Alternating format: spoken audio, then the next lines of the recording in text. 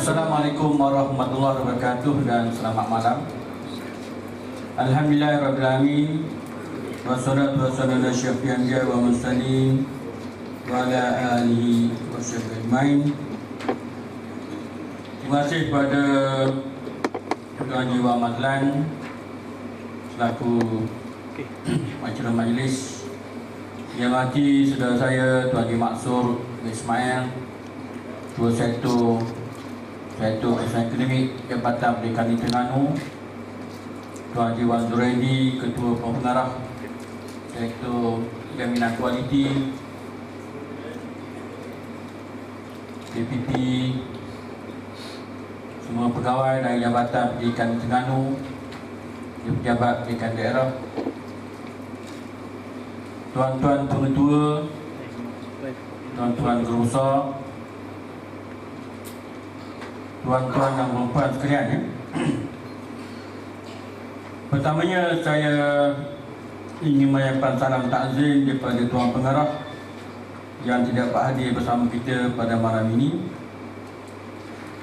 Dan kalau ikut jadual asalnya memanglah kita berhasrat untuk bersama-sama dengan Yang Amat Berhormat Menteri Besar Terengganu, ya, untuk berjumpa dengan tuan-tuan dan puan-puan. Tapi oleh kerana atas sebab-sebab yang dapat dielakkan, Yang Amat Berhormat tak dapat bersama kita pada malam ini. Dan saya pun dapat maklumat ini baru pagi tadi lah, ya. Apabila minggu lepas saya tak ada di pejabat, jadi saya pun tak dapat menyediakan lah bahan-bahan yang sepatutnya untuk saya cakap. Walaupun dalam acara ini perasmian dan ucap pertama, ya, teks ucapannya ada dah, ya, tapi saya betul lah saya agak kekut sedikit bila menggunakan teks ucapan. Saya bimbang yang belakang sampai saya pun tak jelas muka, ya, kerana saya dapat 150 orang lebih.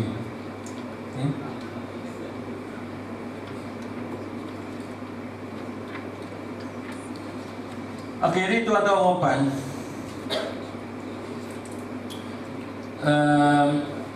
dalam sesi yang kita ada seminar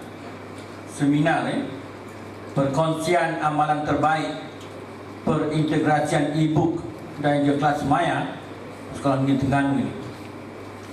Okay, bentuk seminar, ya.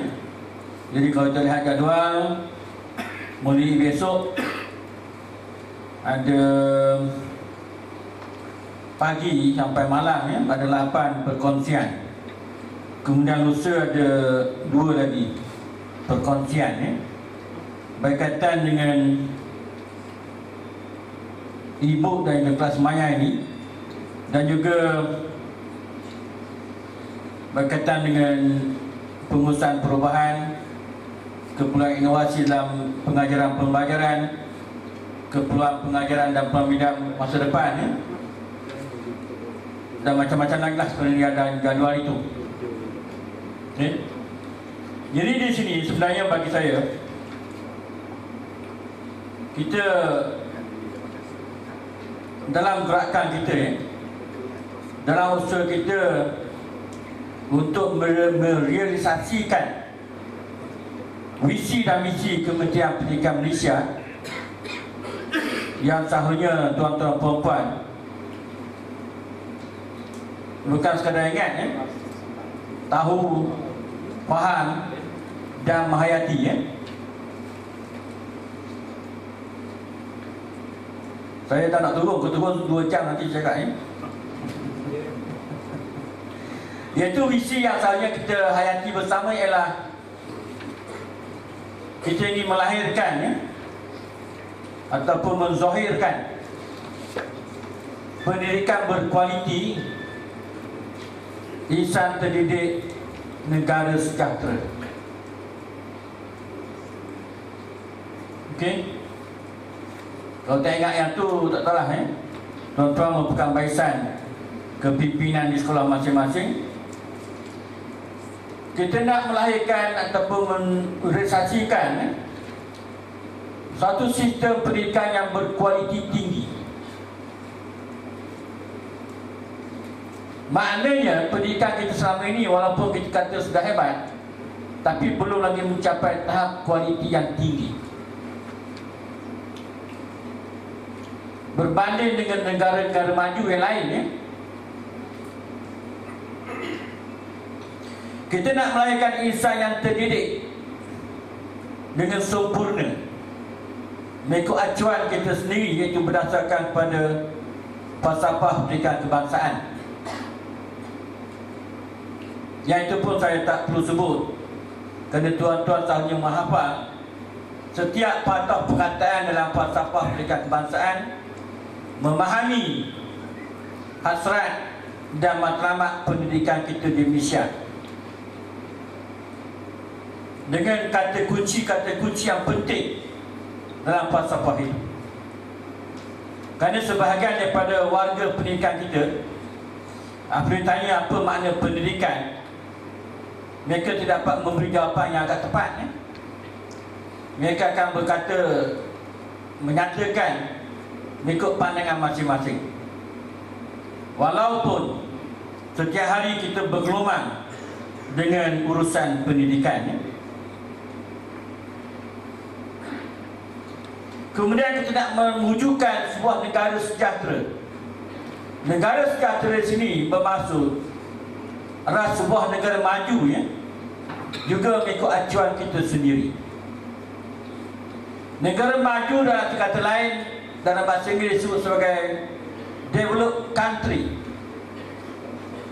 ataupun advanced country. Negara yang maju ke hadapan, yang maju dalam semua perkara. Maju dari segi material kebendaan, maju dari segi teknologi, maju dari segi kemanusiaan, maju dari segi adab, budi pekerti, akhlak dan sebagainya. Dan arti kata lain, inilah yang dimaksudkan dengan sebuah negara sejahtera. Negara yang rakyatnya mencapai tahap kesejahteraan hidup, well-being indeksnya tinggi. Dan tidak cukup dengan itu sahaja, kita seharusnya juga dapat melahirkan sebuah negara yang masyarakatnya hidup bahagia, yang happiness index juga tinggi. Tuan-tuan boleh carilah apa dia indeks kebahagiaan dan indeks kesejahteraan ini. Buka internet adalah Okey, ini kalau disebut tadi, saya sebut negara maju yang kita hasratkan menjelang 1 Januari tahun 2020, yang sudah tidak lama lagi. Hari ini sudah 7 hari bulan Disember, tinggal beberapa hari lagi tahun 2014 ini. Menjelang 1 Januari 2020, tinggal 5 tahun saja. Okey, berapa hari lagi Jadi adakah kita Malaysia ini dan lebih-lebih negeri Terengganu akan mampu mencapai status negeri maju? Kalau Malaysia menjadi sebuah negara maju, adakah kita mampu mencapai status negeri maju? Di Malaysia sekarang sudah ada negeri-negeri yang mengiktiraf mereka sebagai negeri maju dan ada yang tahun depan pun yang menyatakan mereka menjadi negeri maju. Jadi soalnya dekat Terengganu kita sebenarnya yang dihasratkan oleh Yang Amat Berhormat Menteri Besar, kita juga nak menjadi sebuah negeri maju menjelang tahun 2020. Dan dalam program transformasi Terengganu baru ada 8 prinsip itu. Ini pun tuan-tuan tahu ya. Prinsip yang terakhir ialah yang ke-8, ialah memperkasakan pendidikan. Jadi alat ataupun wahana yang paling penting untuk kita mencapai sebuah negeri maju, negara maju, tidak dapat lari daripada pendidikan ya. Tidak ada cara lain. Kerana kemajuan itu bukannya sekadar kebendaan, tetapi yang paling penting ialah dari segi kemanusiaan. Tahap yang kehadapan tadi dari segi teknologi, bagaimana nak majukan teknologi tinggi ya. Yang paling penting ialah tahap pemikiran, cara berfikir, cara bertindak, dan juga dari segi attitude ataupun sikap manusia ataupun modal insan yang kita perlu bentuk melalui pendidikan. Yang saya sebut tadi dalam pasal pendidikan kebangsaan, kita ingin melahirkan insan yang sempurna, yang harmonis dari segi perkembangan potensi diri masing-masing, secara menyeluruh dan bersepadu, jasmaninya, emosinya, rohani dan intelektual, berdasarkan kepada kepercayaan dan kepatuhan kepada Tuhan. Ini satu hal yang kadang-kadang kita lupa. Dan selepas itu apabila dah lahirkan insan yang kamil ini, yang sempurna, insya-Allah akan menjadi warga negara yang akan menyumbang kepada kemajuan masyarakat dan negara kita, Malaysia yang tercinta ini. Okay? Jadi dalam hal ini, yang paling penting dalam pendidikan kita, kita bukan sekadar nak beri ilmu pengetahuan, tapi lebih penting daripada itu, kita nak melahirkan insan-insan ataupun manusia yang hebat dari tahap pemikirannya. Jadi oleh itulah Kerajaan Negeri Terengganu, sebenarnya tuan-tuan dan puan-puan faham dan sedia maklum, iaitu sejak tahun 2009 lagi telah melihat jauh ke hadapan memulakan projek pembekalan e-book secara percuma kepada semua murid tahap 2. Okay. Kemudian selepas itu juga diwujudkan sekolah-sekolah yang ikhlas maya, yang bermula dengan projek rintis 4 buah sekolah dan difahamkan sekarang menjadi 81 buah sekolah mengikut kawasan Dewan Undangan Negeri ya. Jadi apa yang diharapkan, projek e-book dan juga kelas maya ini akan menjadi medium pembelajaran yang sangat berkuasa, ataupun dikatakan sebagai a powerful learning tool sekiranya ia digunakan secara efektif dan akan memungkinkan wujudnya pembelajaran abad ke-21, 21st century learning dengan lebih cepat dan menyeluruh. Ini satu hal apabila yang mutakhir ini, selalu sangat kita mendengar orang berbicara tentang 21st century skill, 21st century education, 21st century classroom dan macam-macam lagi. Walhal abad ke-21 ini kita telah menempuhnya sejak 1 Januari tahun 2000 lagi. Bukan perkara baru ya. Kita sudah hampir menghabiskan tempoh 15 tahun pertama. Jadi mengapa baru timbul ni? Tapi sebenarnya dengan luar, dengan macam lama tau. Cuma di Malaysia ni entah macam mana agak ketinggalan. Akhir-akhir ini barulah digembar-gemburkan abad ke-21. Ini satu yang ialah agak terlewat lah. Tapi orang putih kata better late than never. Baik lewat daripada dia ada tak langsung, tak tahu langsung, tak berlaku. Walaupun abad satu dah lama berlaku, dah 5 tahun, tetapi kita baru sedar dia sebenarnya adalah satu rebranding, penjenamaan semula.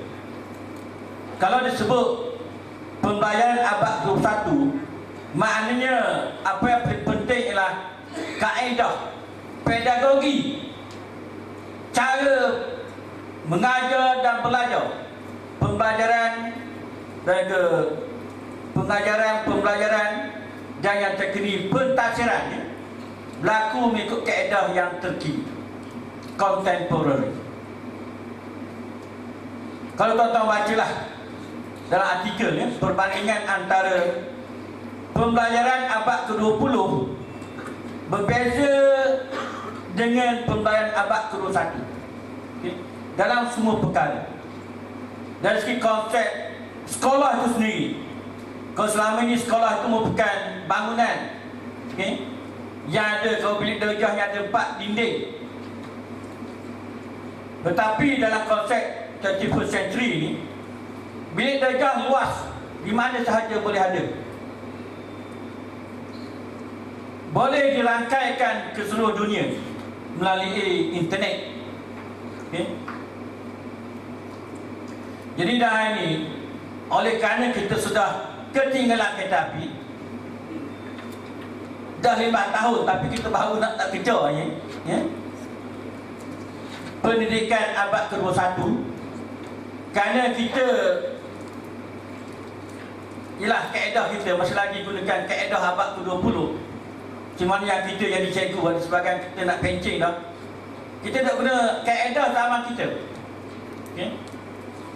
Ini cabaran besar Walaupun Kementerian Pendidikan melalui Pelan Penggunaan Pendidikan Malaysia menyatakan tagline inilah SIRI ataupun SIRI Euro Strong Implementation, Rapid Education,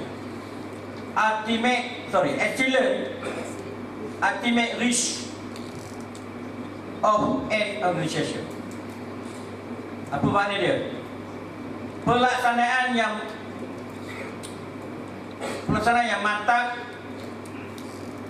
tindakan pantas. Kecemerlangan adalah capaian muktamad bagi sebuah organisasi. Ini kau tanya pun ramai tak tahu lagi ni.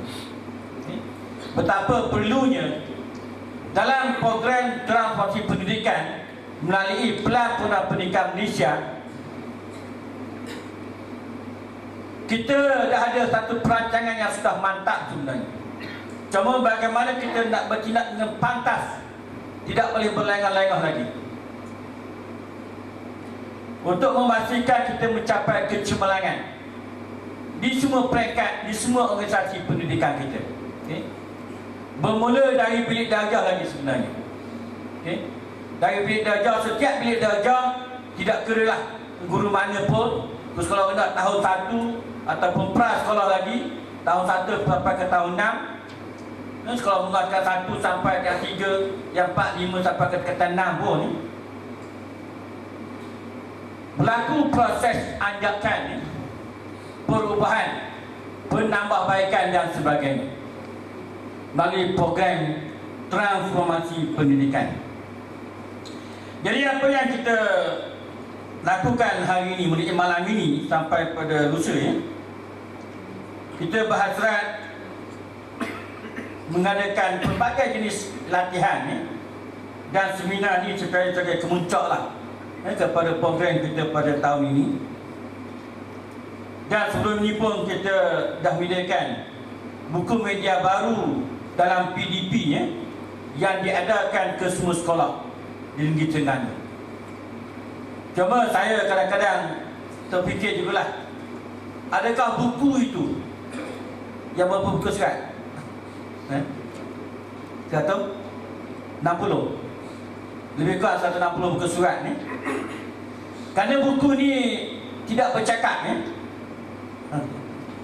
Adakah pihak tuan-tuan perempuan lihat buku itu, baca dan juga berkongsi dengan guru-guru lain?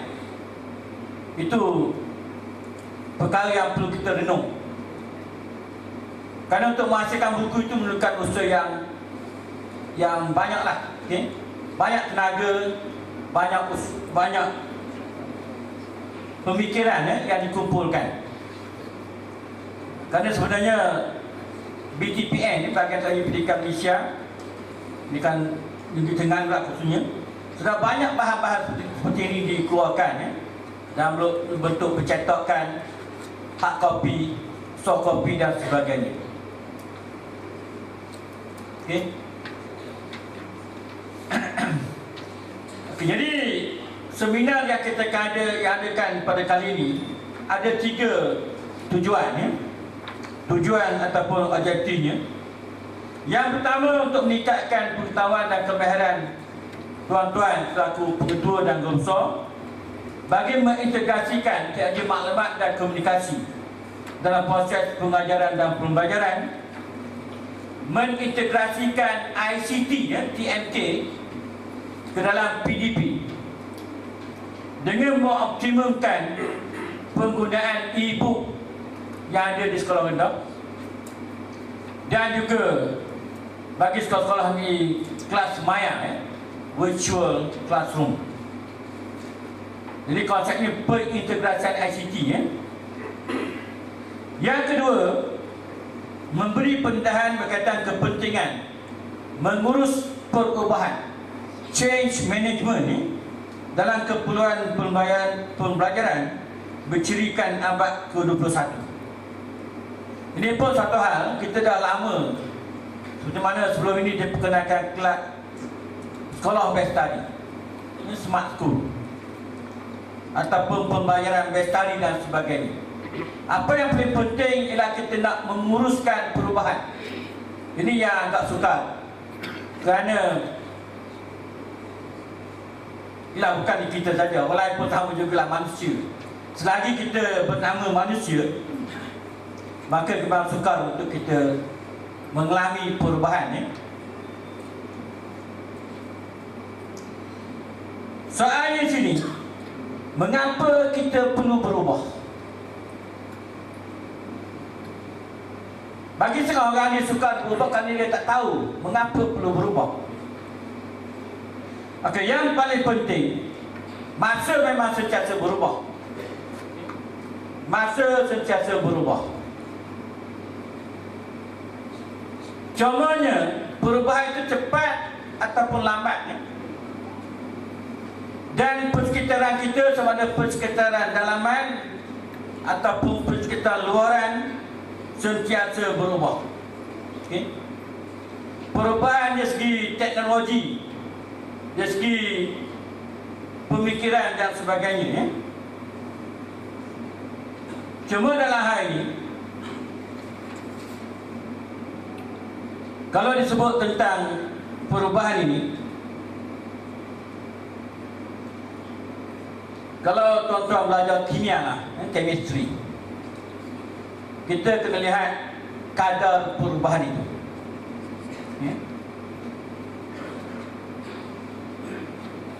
Ingat saya kena mengajar sikit lah, supaya nanti tersampai hasrat. Tak boleh, saya ambil masa sikit. Tak kelak kita sebut X dan apa-apa saja kuantiti. Perubahan dengan berbanding dengan masa. Okay? Jadi yang ini dia agak perlahan lah. Okay? Sangat perlahan, kadang-kadang mungkin dia berhenti. Okay? Tapi yang ini, kita ambil mana-mana point lah.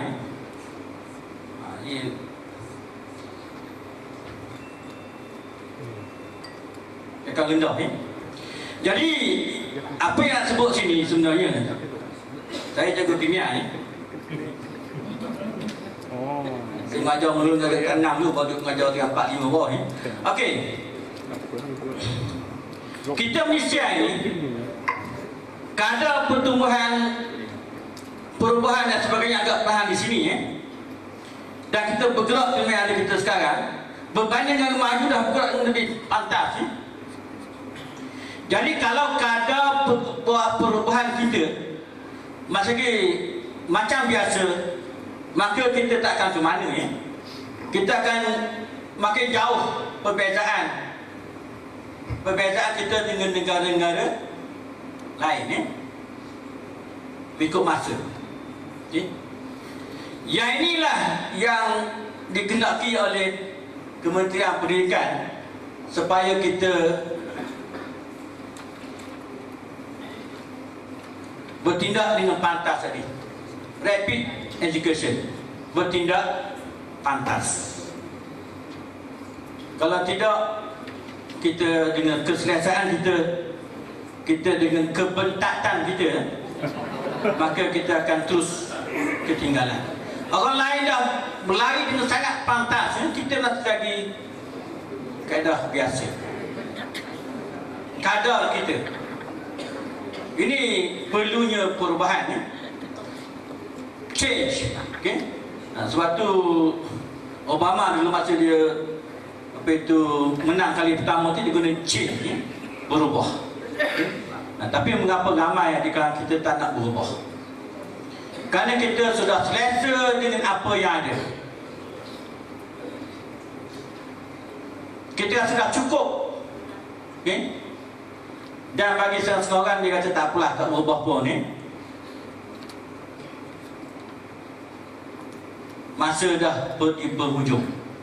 Walau kita sepatutnya di hujung tu kita kena pecut, mencapai peak performance, prestasi yang paling puncak.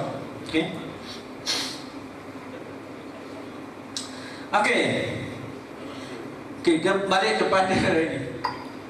Saya tak sempat sedia PowerPoint ni, dia gini.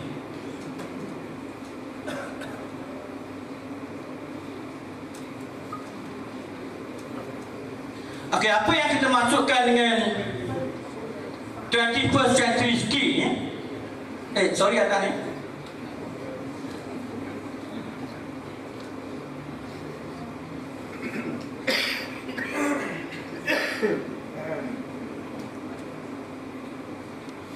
Yang kita hendak kemahiran abad ke-21. Apa dia ni? Kalau tuan-tuan baca, buka cari search di internet sebagainya, banyak sekali tentang 21st century skill ini. Yang kita hendak ialah kemahiran abad ke-21 digunakan dalam proses pengajaran dan pembelajaran. 21st century skill in teaching and learning. Kalau tuan-tuan buka internet, dia banyak. Tapi kalau yang pergi di Temelur ni, saya cover ada 4 komponen ni. 21st century skill mungkin the way of thinking, cara berfikir. Apa dia? Critical thinking, creative thinking, problem solving sebagainya. Yang kedua, the way of working, bagaimana kita bekerja, collaboration, teamwork dan sebagainya. Apa lagi? Yang ketiga, dari segi apa itu?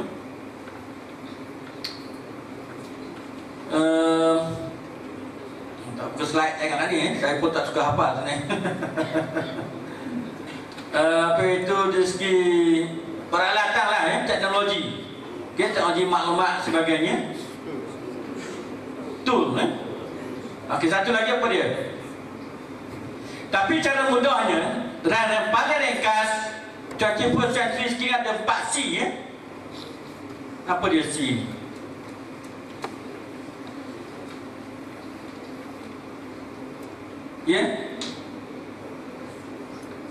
Yang paling utama ialah communication.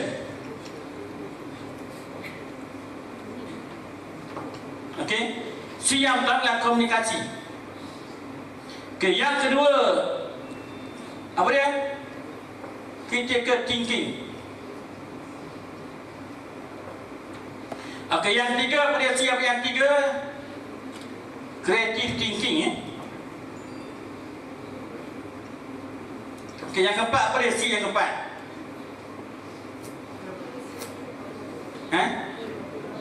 Apa dia? Collaboration. Okey, yang ini pun sudah cukup lah. Walaupun banyak lagi ciri-ciri lain ya, yang nak menggambarkan kemahiran abad ke-21. Okey, komunikasi ni bahasa lah. Kalau kita ada MBM, MBI ya. Dan ini tadi cikgu Wan bagi tahu bekas pengetua sains pada Putra pergi menjadi fellow pada pengetua lah, fellow kanan, dan melihat faktor yang paling utama yang menyebabkan kegagalan segi pengurusan pendidikan di sekolah ialah faktor komunikasi. Sama ada komunikasi lisan, komunikasi tulisan, dan komunikasi yang body language sebagainya ya, non-verbal communication. Okay? Ini satu masalah besar ni. Dan isu besar ini berlaku di tempat kita. Bagaimana pelajar kita tidak pandai berkomunikasi dengan berkesan ya? Menggunakan bahasa Malaysia standard dan juga bahasa Inggeris yang betul ni. Ini cabaran kita. Komunikasi ni bukan sekadar boleh menjawab soalan, menulis karangan, buat ayat dan sebagainya, tetapi keyakinan untuk bertutur ni sebenarnya dalam tempat-tempat ini, terutama dalam speaking ya, apa faktor yang paling penting sekali di situ? Apa dia? Ya? Keyakinan diri, confidence. Kita ada tak mula kita yakin diri sendiri untuk bercakap, untuk mengeluarkan pendapat. Ini satu perkara yang kurang berlaku. Kalau nak bercakap mesti ada keyakinan diri. Kita selalu memperlekehkan. Ini yang berlaku ambil darjah. Cuba perhatikan ya? Kita tidak menggalakkan ya, kepada kita untuk ada keyakinan diri. Sebab tu anak-anak Terengganu cakap tu tak lancar ya. Dia kata takut-takut, kemudian nak fikir perkataan apa yang paling tepat ni. Dan kita banyak mengajar gunakan bahasa lawak Terengganu. Nak pilih perkataan tu satu hal dah. Okay? Itu bahasa Malaysia, bahasa Inggeris. Dapat A pun macam mana dapat A? Mungkin kerana sekadar memorizing ya, menghafal. Jadi ini satu isu besar dalam pembayaran abad ke-21 ni, communication. Bagaimana kita nak lahirkan anak-anak kita yang hebat ya? Cuba lihat baru ni semasa ujian IPSAT dikeluarkan ya. Apabila yang Berhormat Menteri Pelajaran 2 di Kandu ya, pergi ke sebuah sekolah kebangsaan Puchong ya.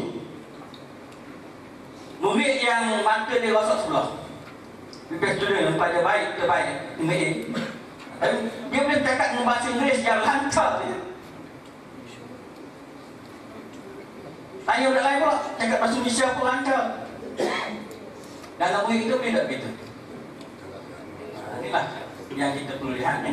Okey, yang dua tiga ni sebenarnya dah bermula dengan critical thinking ya.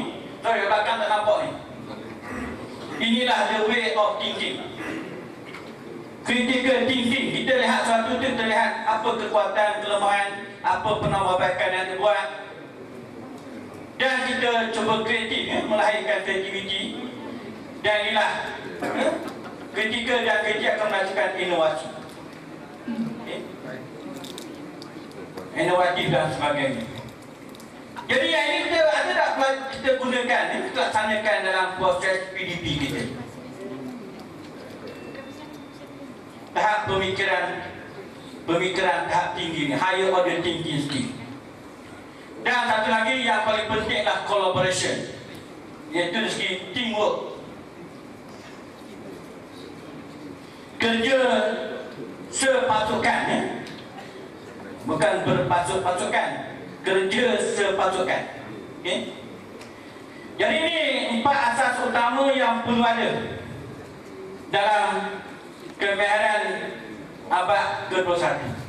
Yang lain itu sebagai tambahan saja. Dan inilah yang kita terapkan dalam proses teaching and learning kita, PDP kita. Ada orang tanya macam Ustaz Azhar tadi, semua orang kata untuk pembayaran abad ke-21 ni mesti ada teknologi ICT. Sebenarnya bukan. Yang kita nak sebenarnya dalam 21st century ini ialah kita nak melaksanakan kebat, ataupun HOTS. Kalau sebut kebat atau kebat atau sekolah, yang penting kemahiran berfikir aras tinggi. Itu maksudnya biar semua murid kita berfikir. Dan kaedahnya macam mana? Ini yang kita fikirkan, pedagogi yang contohnya pembelajaran active learning, pembelajaran kolaboratif, macam-macam lah kaedah-kaedah yang terkini, Dan untuk itulah pembelajaran abad ke-21 ini perlu setting classroom, susun atur di negara kena ubah. Tak boleh lagi kaedah macam ni lecture ke, ataupun dia kena ubah daripada bangku sorang-sorang tu menjadi meja besar kumpulannya. Bukan sekadar setting saja, tapi untuk setting yang ditunjukkan itu mungkin ada pintu komputer sampai pada sudut kopi pun ada, dan settingnya macam-macam lah. Macam kelas main ada smart box sebagainya, Tapi yang paling penting ialah pelajar akan belajar dalam kumpulan. Ini dia suatu saya terangkan tentang pelanggan mereka mesti dah sebut. Perbezaan prestasi antara lelaki dan perempuan, maka perempuan pun lebih. 2 kalau yang cemerlang itu, 2 perempuan 1 lelaki. Sampai ke masuk ke IPT pun sama juga. Sekarang 70% pelajar perempuan, berbanding dengan pelajar lelaki di IPT, IPTA khususnya.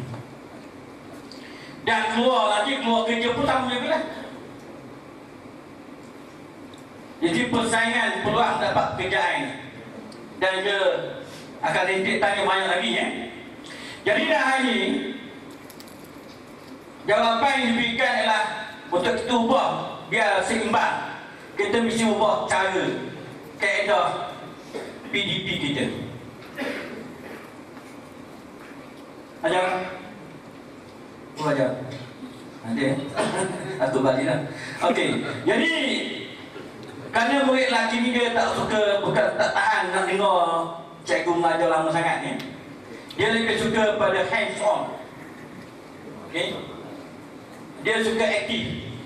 Yang perempuan kita tak dengar je, Jadi untuk itulah mesti kalau pergi ke Shanghai, yang di malam pergi baru ni, dia kata di Shanghai itu, kerana wilayah yang maju lah di negara China, belajar kaedah ini.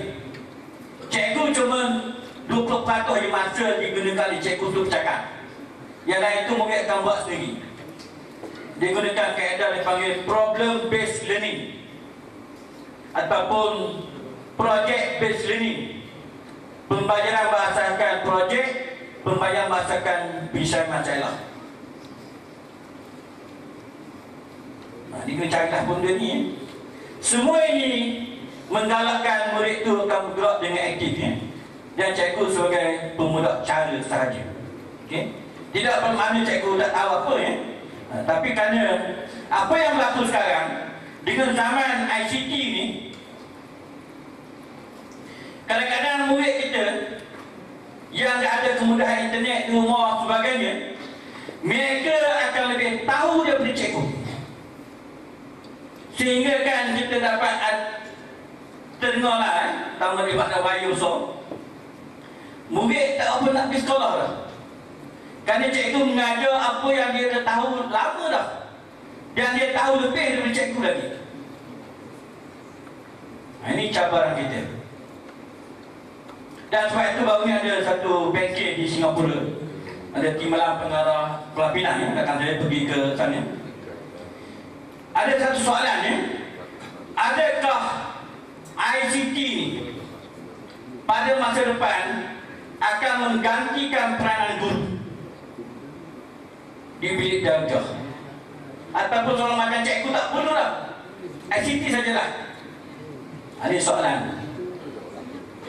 dan cabaran abad ke-21 ini. Okey, tuan-tuan, soalan dia, mengapa kita perlu menggunakan kemewahan abad 1 ini pada masa sekarang? Kenapa ni? Dalam bilik darjah ni kita buat bukan sekadar nak buat ikut orang ya. Mengapa? Tuan, ya, pada masa ini dan akan datang pun,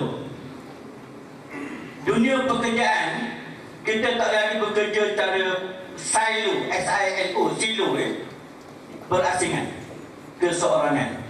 Kita perlu saling bergantungan, interdependent antara satu sama lain. Suatu collaboration tu, teamwork, kita perlu mulakan dari bangku persekolahan lagi. Dalam bilik darjah lagi kita dah latih anak-anak kita mesti bekerja dalam kumpulan. Kalau tak biasa kita bekerja seorang-seorang, mungkin dia pandai ya, dapat A, dia mesti pun dapat first class bonus ya. Kemarin kebetulan saya pergi Kongo Uniza ada tanda seorang ada yang dapat hadiah diraja itu ya, yang hebatlah. Tetapi adakah kita nak yang hebat dari segi CGPA ni, mungkin 4 flat ni, tetapi tidak pandai untuk bekerja dengan online? Ini berlaku ya, dan kita dah ada kes, beberapa kes yang sebegini ya. Dalam dunia sekarang kita mesti biasakan berani taklah komunikasi ya, bercakap dengan orang lain, keluar pendapat, bekerja dalam kumpulan, bantu membantu, bukannya kerja seorang-seorang. Tak mungkin berjaya. Jadi hujah di sini mengapa kemahiran ini diperlukan? Kerana kita nak menyediakan sumber manusia yang dapat berdaya saing dengan orang lain, pekat tempatan, pekat nasional kita dan pekat global ni. Lebih-lebih lagi tahun depan akan bermula AEC. Apa dia AEC? Saya dah sebut, saya dah dengar cakap beliau. Asian Economic Community, Community Ekonomi Asia Tenggara ya. Bukan Asia Tenggara, negara Asia Tenggara.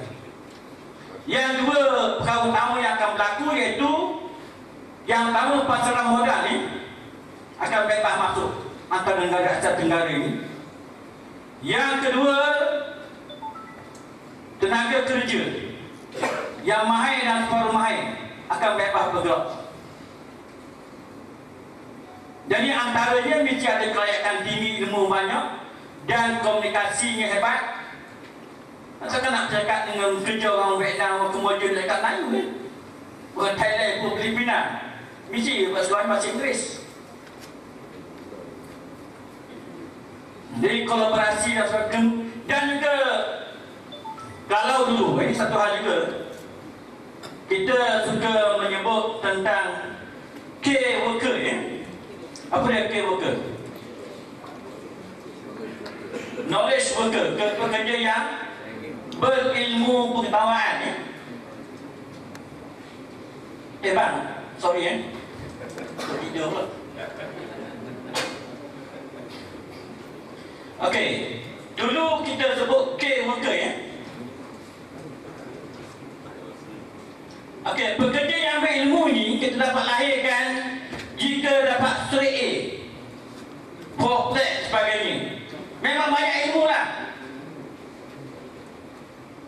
Tetapi adakah mahir, kemahiran teknikal dan yang terkini lah kemahiran insaniah, soft skill. Apa dia pula soft skill ni? Bukan kemahiran lembut ya. Dia cuma kemahiran insaniah.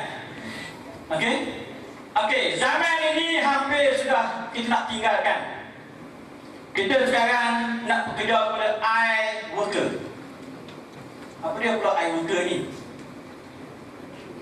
Pekerja yang inovatif. Yang ni, yang inovasi ni. Yang boleh berfikir aras tinggi. Yang boleh mencipta produk baru, kaedah baru, proses baru dan sebagainya. Yang ni cabaran kita ni. Sebab tu yang sangat diperlukan critical thinking, creative thinking. Yang ada dalam kebak-kebak itu, yang kita ada I think. Yang I itu pemikiran inovasi, inovatif.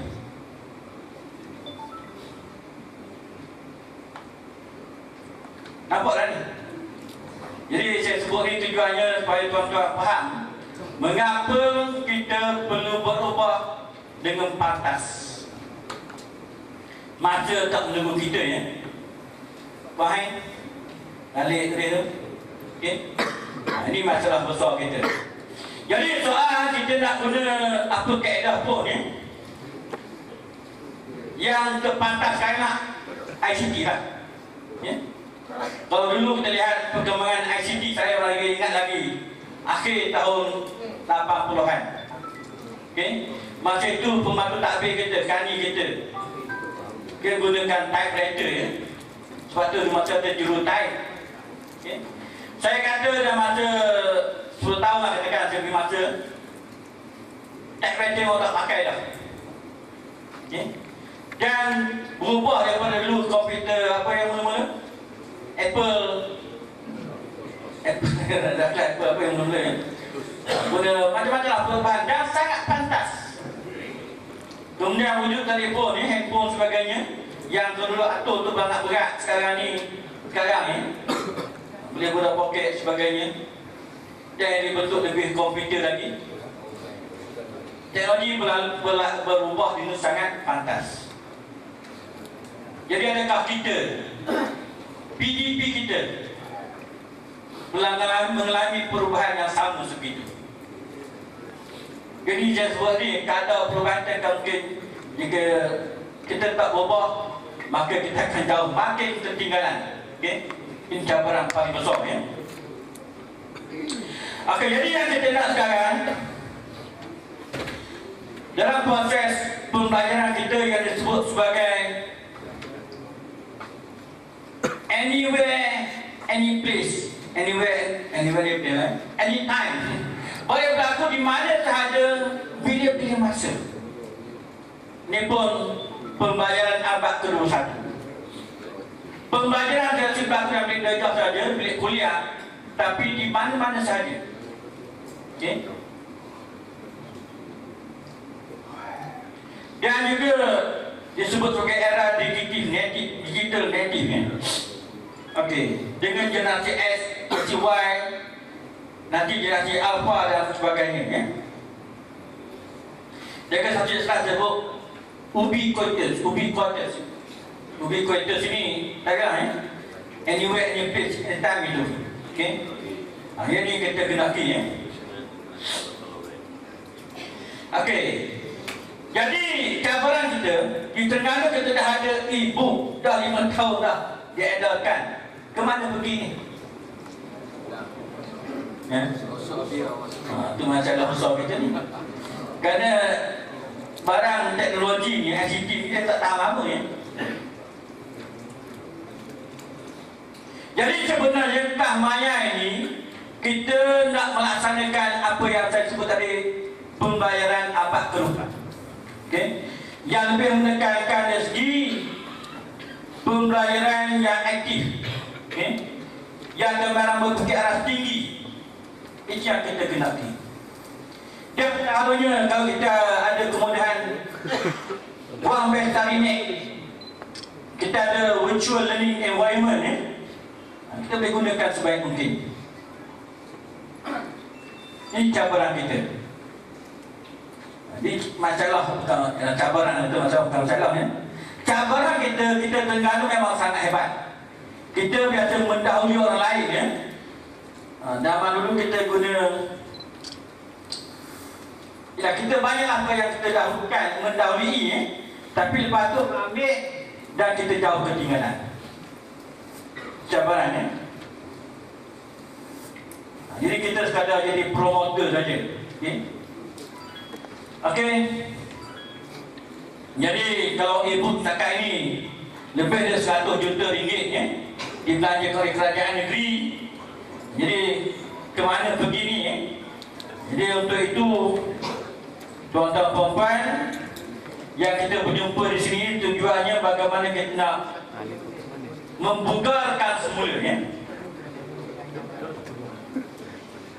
membugarkan. Saya percaya sebahagian kita memang digunakan sikit sebanyak, tapi sekarang kita bagaimana kita nak memperkasakan, memanfaatkan ICT bagi meningkatkan kualiti pembelajaran. Okey. Kerana kalau ikut kajian pada tahun 2010, cuma dikatakan 80% guru menggunakan ICT kurang daripada 1 jam seminggu.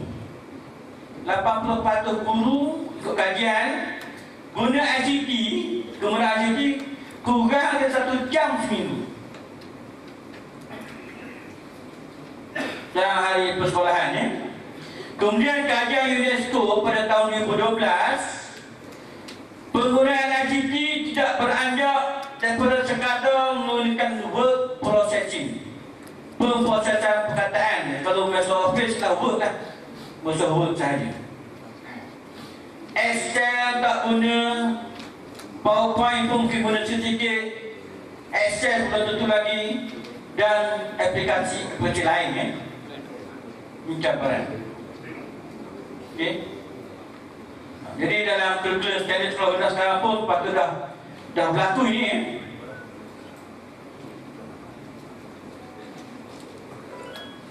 Kerana kita menyadari bahawa ICT ini merupakan alat ataupun instrumen yang paling baik, yang paling berkesan untuk kita melakukan perubahan dalam PDP. Cuba perhatikan sekarang, anak-anak kita lah, kadang-kadang senyap buka laptop, buka desktop sebagainya, dan dia tahu, anak saya pun sama juga. Kita tak mesti buat, satu kita nak download apa YouTube ke, download apa-apa lah, dia tahu. Kita veteran ni tak apa tahu lah, kerana dia memang masa kecil dia suka main game, dia sebenarnya merangsang segi pergerakan jari jemari itu dengan otot. Kerana macam anak-anak sekarang masak ke dia sangat cepat, guna dua tangan ni. Kita tek nampak ni. Jadi itu masalah kita. Ialah mungkin zaman kita dah jauh ketinggalan. Jadi kita nak menunjukkan betapa ICT ni sudah menguasai dunia. Jadi kita tak ada ketinggalan. Yang kita dah perkenalkan banyak perkara sebenarnya. Jadi untuk itu tuan-tuan dan puan, apa yang saya harapkan, saya pun kena balik malam juga. Besok betul dah ni kena pergi ke Dewan Dengan Negeri, untuk wakil pengarah. Besok akan berlaku pembentangan bagi Kenyang Negeri Terengganu. Okey, jadi apa yang saya sebut di sini, yang paling utama bagaimana kita nak mengoptimumkan atau maksimum terpayah mengoptimalkan penggunaan TNK, teknologi maklumat dan komunikasi ataupun ICT dalam proses pengajaran dan pembelajaran di sekolah kita. Ini tuan-tuan akan didahkan nanti besok sampai lusa. Tuan-tuan kena buka minda, tuan-tuan kena berani untuk berubah. Tadi saya dah tunjukkan mengapa kita perlu berubah. Bukan sekadar kita jadi negara maju nak bertanya negara maju, tapi sebenarnya kerana kita berada dalam industri pendidikan, kita dah industri perkhidmatan pendidikan, ya. Tengok tuan-tuan dilantik sebagai pegawai perkhidmatan pendidikan, yang tujuannya ialah untuk melahirkan manusia yang terbaik, yang bersedia untuk menghadapi zaman mereka, ya. Kalau tidak, maknanya kita tidak dapat menunaikan tugas yang diamanah kepada kita. Barangkali kita kata kita buat haji lah, dan kalau kita dah mencapai, alhamdulillah lah, tahniah kepada semua guru. Yang pertama kali kita dapat 3 perkara serentak, ya. Dari segi straight A walaupun turun 12%, grade purata dan minimum C, yang terbaik serentak selepas sahaja Putrajaya. Okay. Ini pencapaian yang belum pernah sebelum ini. Dulu kita kadang-kadang kita wawak setengah tahun kita straight A terbaik, ya. Tapi alhamdulillah apa yang dapat ditafsirkan bahawa semua kita dah menyumbang dari segi equity, ya. Equity ni makna semua murid kita ambil kerana supaya sekurang-kurangnya dapat minimum C. Sebab tu minimum C kita yang paling baik dalam tempoh 14 tahun, ya, paling tinggi. Jadi untuk itu kita perlu gerakkan serentak yang belakang-belakang tu, yang D itu kita buang, kita biar minimum C, dan yang tugas untuk tahun depan dan seterusnya kita perlu tingkatkan kualiti. Dan ini itu grade purata kita buat ke naik. Dan saya percaya sekiranya kaedah PDP kita boleh berubah menggunakan konsep 21st century skill ini, bermula dengan kita lah, pengetua dan guru besar dan guru-guru di bilik darjah kita berubah. Bukan saja susunan bilik darjah, tapi juga yang paling penting ialah kaedah itu. Pedagogi mesti berubah. Dan cikgu kita perlu banyak berfikir. Nak suruh murid dia berfikir, tak boleh, tak mungkin, ya. Kita dari segi rancangan pengajar harian dan persiapan alat bantu mengajar dengan ICT sebagainya ini, kita cuba buat yang terbaik. Saya percaya apa yang berlaku di Putrajaya itu, yang ada kelompok sebelah bawah, ya, ya. Yang seorang rakan kita dari Terengganu ini yang jadi guru besar di Putrajaya, ya. Nama apa tuan? Kami Sahno. Dia menjadi guru besar dan dia gunakan apa yang kita buat di Terengganu ini di sana. Kita apa anak orang hebat-hebat, ya. Tapi Terengganu boleh buat.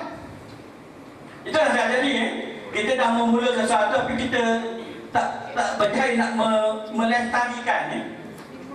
Jadi tuan-tuan perempuan dan untuk kursus kena fikirkan kaedah mana ni supaya satu masa kita boleh menyamai Putrajaya. Kena ada tekad sedemikian, ya.